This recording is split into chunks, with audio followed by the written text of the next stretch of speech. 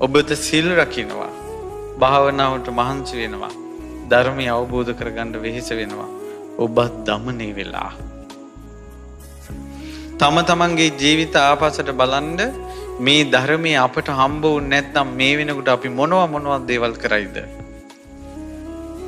ඇත්තටම අපිට කසාවත පෙරෙව්වෙත් ඔබ මේ දවසක් ඉඳවලා ධර්මයේ අහන කෙනෙක් බවට පත් කළේත් බුදුරජාණන් වහන්සේගේ දහමෙන් දමනය වෙලා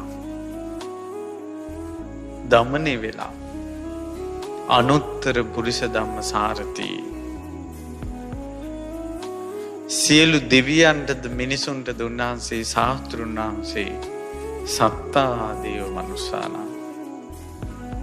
උන්වහන්සේගේ දහම හරියට කිව්වොත් තේරෙනවා. පදයෙන් පදේ ගැලපී යනවා. ධර්මයේ අවබෝධ වෙන ස්වභාවයෙන් යුක්තයි. බුද්ධ